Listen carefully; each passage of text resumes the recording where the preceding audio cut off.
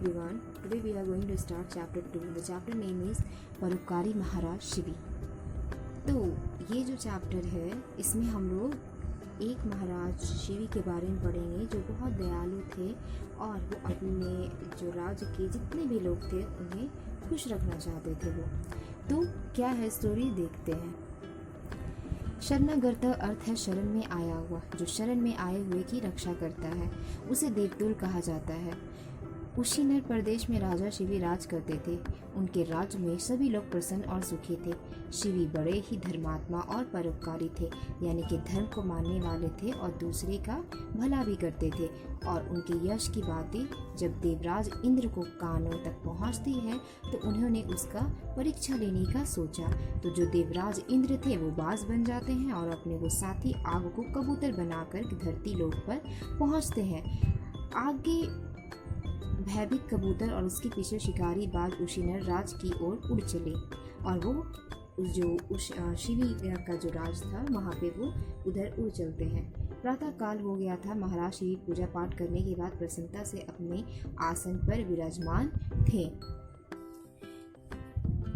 तभी हाँफता हुआ भयभीत कबूतर राजा शिवी की जांघ पर आकर बैठ गया. कबूतर को देखकर महाराज का हृदय करुणा से भर उठा.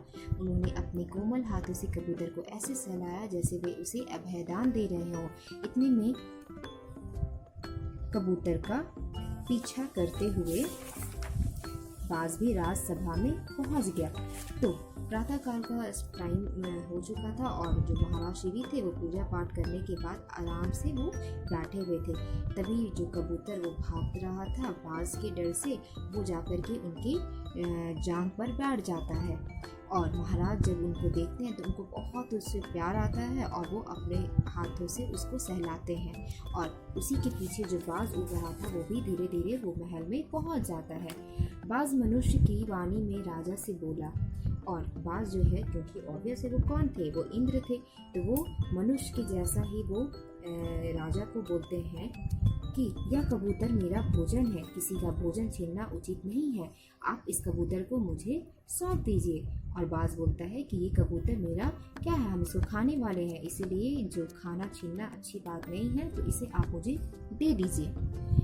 महाराज शिवी ने कहा मैं इसे नहीं छोड़ सकता. इस समय यह मेरी शरण में है, इसकी रक्षा करना मेरा धर्म है. और महाराज शिवी उस बात से कहते हैं कि मैं इस कबूतर को नहीं छोड़ूंगा क्योंकि यह मेरी शरण में आया है, यानी कि मेरे पास आया है और इसकी रक्षा करना मेरा धर्म है. बाज ने कहा महाराज आपकी बात तो ठीक है, पर मैं तो बहुत भूखा हूँ, क्या भूखे जीव को भोजन छीनना पाप नहीं है. महाराज शिवी ने उत्तर दिया इसे छोड़कर जो चाहो तुम्हें दे सकता हूँ. बाज ने कहा तो ठीक है, यदि शरणागत का मांस नहीं तो शरणदाता अपने शरीर से इस कबूतर के तोल के बराबर मांस मुझे दे दे. तो जैसे ही महाराज बोलते हैं कि आप कुछ भी मांगो लेकिन मैं इस कबूतर को नहीं दूंगा, इसे छोड़कर के ही मांगना. तो बाज कहता है कि आप मुझे अपना मांस इस कबूतर के जितना दे दीजिए तोल करके.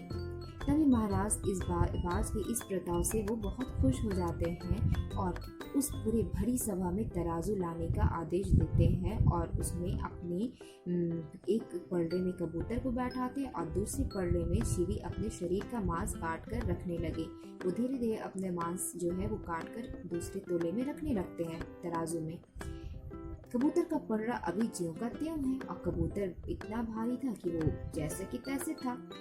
महाराज शिवी से रहा न गए, अपने बचे हुए शरीर के साथ पलड़े में जा बैठे और वो जब देखे कि पलड़ा उठ ही नहीं रहा तो वो खुद जाकर उस तराजू में बैठ जाते हैं. महाराज शिवी के इस बलिदान को देखकर वेशधारी इंद्र और अग्निदेव दोनों कांप उठे और जब देखते हैं कि महाराज इतना ज्यादा उस कबूतर को बचाने के लिए वो अपने आप को दे रहे थे, तो वो देख करके वो दोनों डर जाते हैं.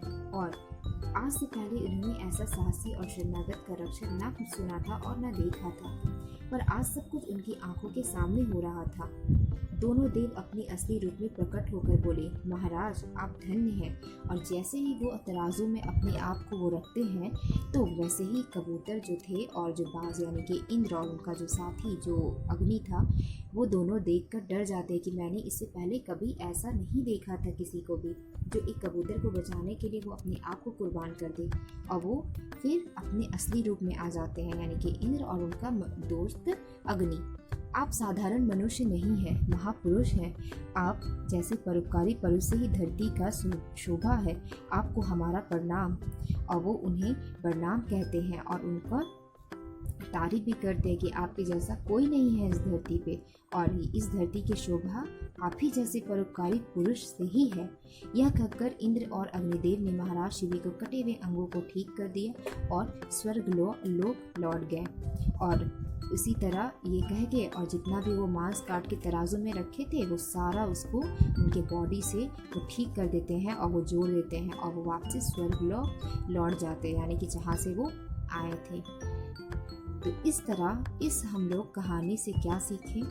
यही कि कठिन से कठिन भी अगर वक्त चल रहा है तो अपने धर्म और कर्तव्य पथ से कभी भी मुंह नहीं मोड़ना चाहिए। यहाँ पे दिया हुआ है वर्ड मीनिंग, ये आपको अपनी कॉपी में लिखना है पूरा, ठीक है। फिर उसके बाद आता है पार्ट से, सही विकल्प चुनिए। देवराज इंद्र किसकी परीक्षा लेने के लिए आए थे? तो किसकी? राजा शिवी की। देवराज इंद्र महाराज शिवी के पास किस रूप में आए थे? तो इंद्र जो है वो किसकी वेशभूषा अपनाते हैं? बाज की। ग नंबर, कबूतर का रूप किसने धारण किया हुआ था? देवराज इंद्र ने, अग्निदेव ने, अश्विनी कुमार ने, और कोई नहीं तो अग्निदेव, यानी कि वो जो उनके मित्र थे। कबूतर महाराज शिवी के किस अंग पर आकर बैठा था? वो किस अंग पर आकर बैठ जाता? तो जांग पर। फिर दिया हुआ है फिलअप, तो इसको आपको करना है। राजा शिवी बड़े ही क्या थे? धर्मात्मा और परोपकारी थे, ये हो जाएगा क का। इंद्र और साथ में उनका कौन गया था? तो अग्निदेव, तो ये हो जाएगा ख का। अग्निदेव जो बाज और कबूतर के रूप में पृथ्वी लोक पर आ गए थे। कबूतर को देखकर महाराज का हृदय क्या से उठ पड़ा?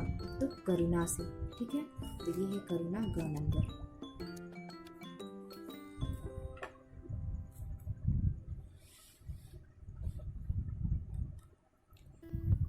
महाराज शिवी के इस क्या से? बलिदान से, ये घ नंबर। आप साधारण मनुष्य नहीं, महापुरुष हैं।